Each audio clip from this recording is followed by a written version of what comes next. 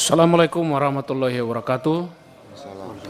Shalom, Om Swastiastu, Namo Buddhaya, salam kebajikan, salam hormat, salam presisi, selamat pagi, salam sehat buat kita semua.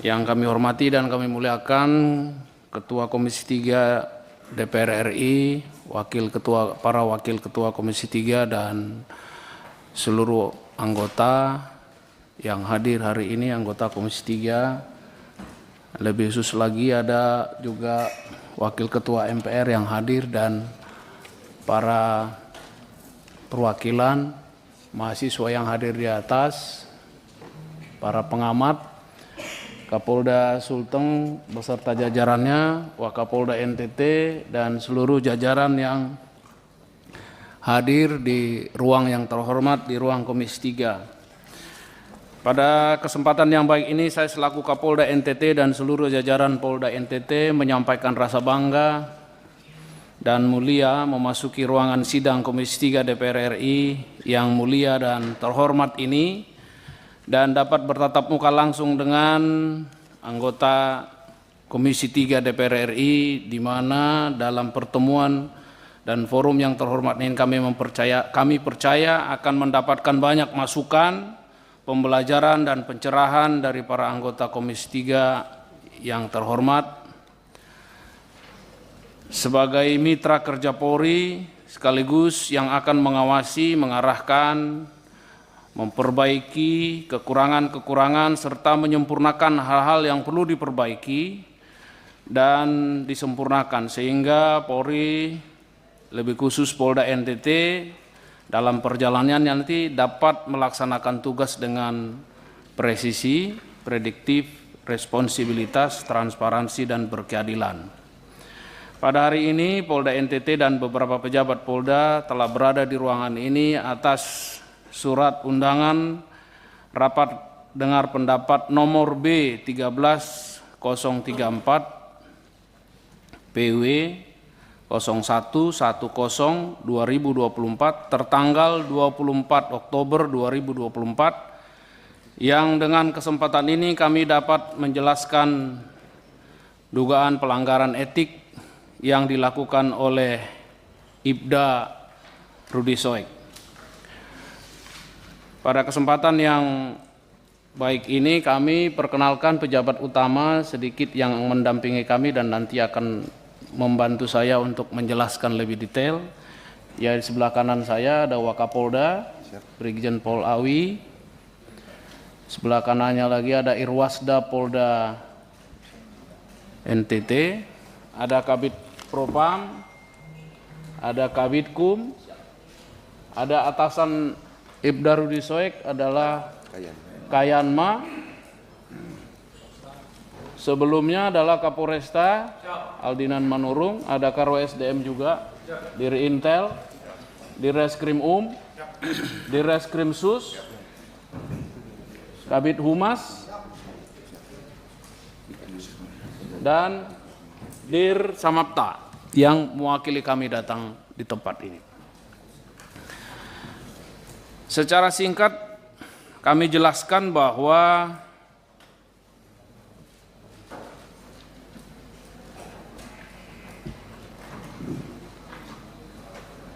kejadian yang terjadi menimpa ataupun yang dilaksanakan oleh salah satu anggota kami, Ibda Rudi Soek. Sebelumnya kami tidak tahu Ibda Rudi Soek ini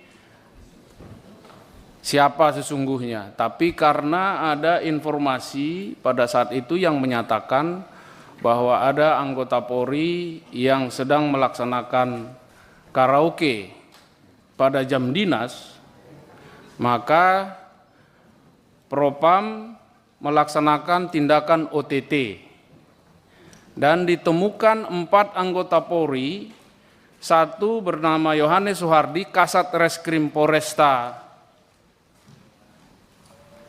Kupang, kemudian yang kedua Ibda Rudi Soek yang waktu itu menjabat sebagai KBO atau Kaurbin Ops Reserse Polresta Kupang, dan 2 polwan, yaitu Ibda Lucy dan Brigadir Jin. Nah, ketika ditangkap, mereka sedang duduk berpasangan.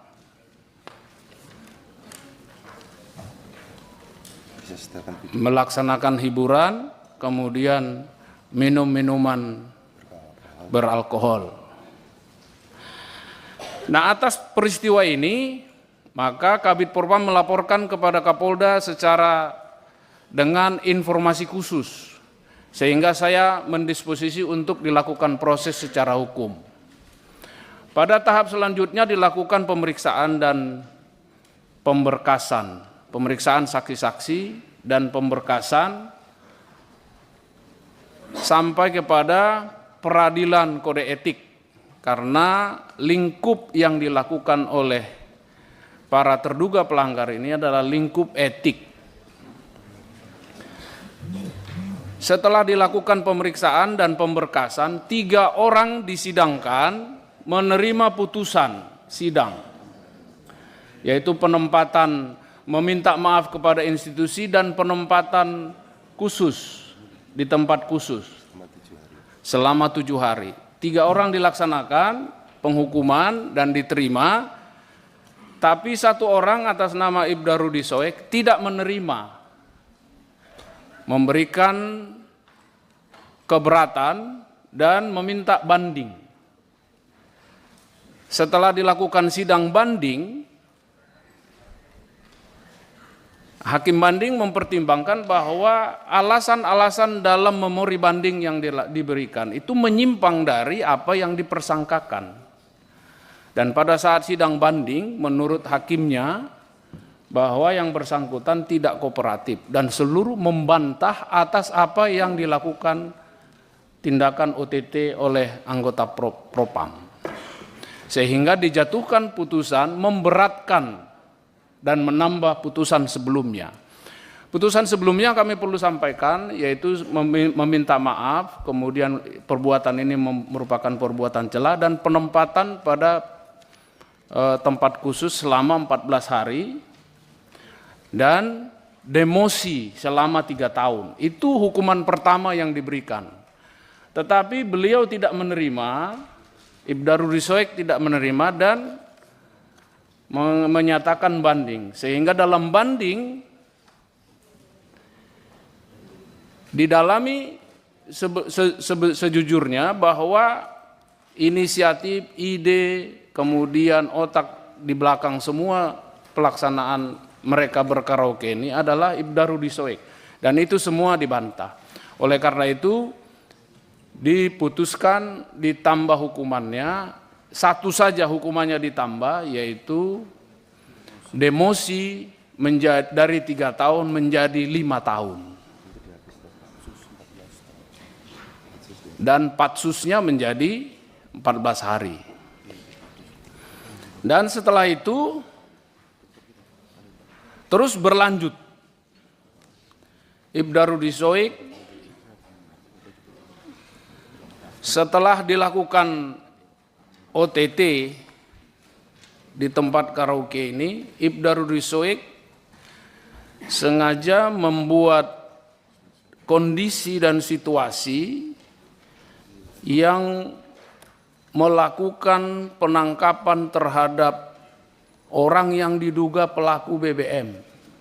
Jadi pagi tertangkap, sore langsung membuat surat perintah mengajukan kepada Kapolres yang inisiatif sendiri mengajukan kepada Kapolres surat perintah penyelidikan terhadap mafia BBM.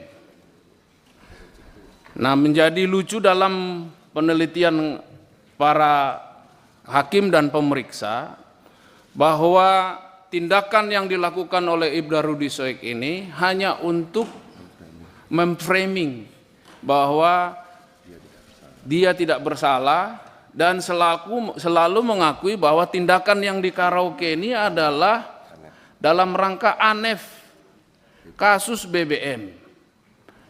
Kemudian selalu mengatakan bahwa karaoke ini adalah tempat safe house mereka gitu. untuk rapat. Tetapi pemeriksa dan hakim disiplin tidak bisa membuktikan itu, dan justru sebaliknya informasi berdasarkan pemeriksaan semua saksi-saksi termasuk pegawai karaoke, manajer karaoke, dan Kasat Reskrim yang hadir, yang pada saat itu hadir, dan 3 polwan ini. Dan mereka disidangkan secara terpisah, secara split, perkaranya di split. Selama berlangsungnya pemeriksaan ini terus, terduga pelanggar Rudy Soek ada dalam pengawasan.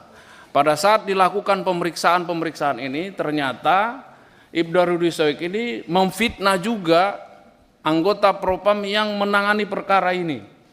Mengatakan bahwa anggota Propam inilah yang menerima setoran dari pelaku BBM. Nah, anggota Propam ini juga tidak menerima dan membuat laporan polisi, mengadukan Ibda Rudy Soek, dan itu diproses juga. Setelah diproses, disidangkan bahwa Ibda Rudy Soek juga tidak mengakui menyebutkan itu, tapi itu ada rekamannya. Dan akhirnya didisiplinkan dengan hukumannya adalah perbuatan itu perbuatan tercela.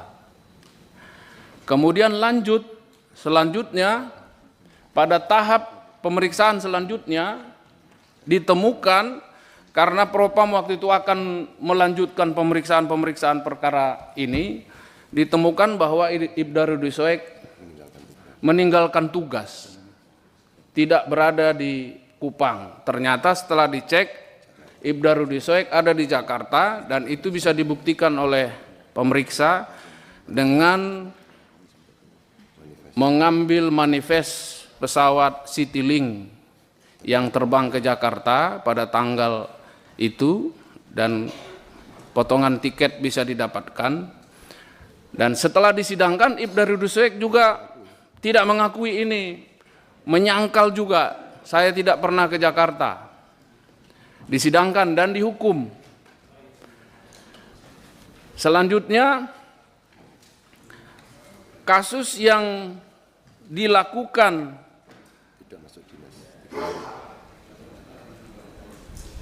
berangkat ke Jakarta itu setelah diputus, selanjutnya akan diperiksa. Ternyata dia tidak berada di kantor, dia tidak masuk berturut-turut selama 3 hari, dan itu akan menyulitkan oleh Propam untuk melanjutkan perkara ini. Dan diperiksa lagi, dibuat laporan lagi pelanggaran disiplin karena tidak masuk dinas selama 3 hari berturut-turut, dan diputuskan itu merupakan pelanggaran hukum disiplin, merupakan perbuatan tercela.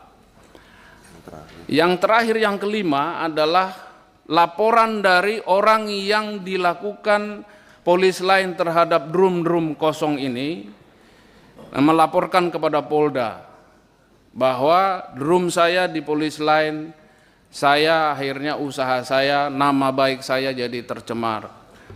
Itu juga diproses oleh Propam, dan itulah kasus yang kelima. Pelanggaran SOP yang melakukan tindakan penyidikan tanpa administrasi penyidikan dan tanpa prosedur yang dikenakan tindakan KKEP. Dan itulah yang disidangkan dan diputuskan untuk Ibda Rudy Soek tidak layak dipertahankan menjadi anggota Polri.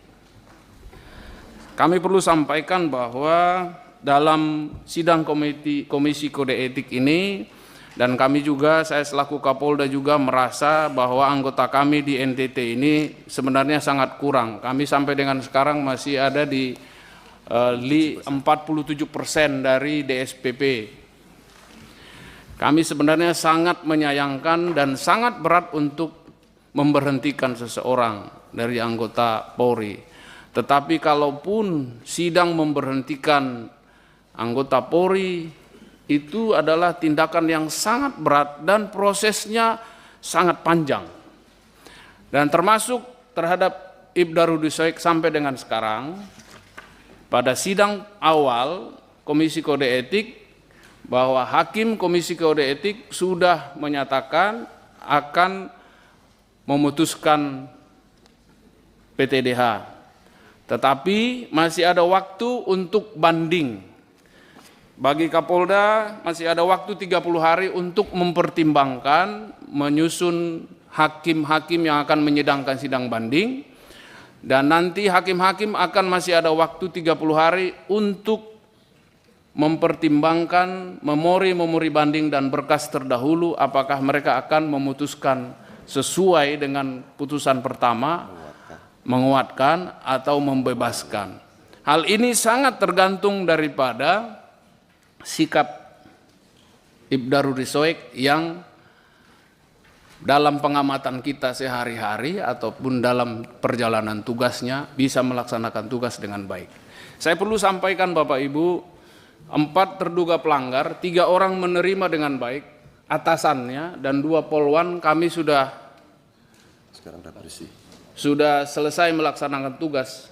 Dan 4-empatnya mereka sama-sama dihukum, tapi yang satu tidak menerima dan selalu membantah, selalu menganulir dan selalu beralasan berdalih dengan membuat framing di publik bahwa Ibda Rudi Soek sedang membongkar mafia BBM, pejuang TPPO dan sebagai macam. Kami hadirkan di sini Dirkrim Dirkrim Sus yang pernah menjadi atasannya, dan kami hadirkan di sini anggota-anggota kami yang senior, yang 30 tahun berdinas di Polda NTT, yang tahu persis siapa Ibda Rudi Soek. Termasuk atasannya Kasat Reskrim yang sama-sama ikut OTT, yang di OTT, mengakui bahwa itu perbuatan salah. Tetapi Ibda Rudi Soek sama sekali melawan, bahkan dengan sebutan siapapun akan saya lawan, termasuk Tuhan.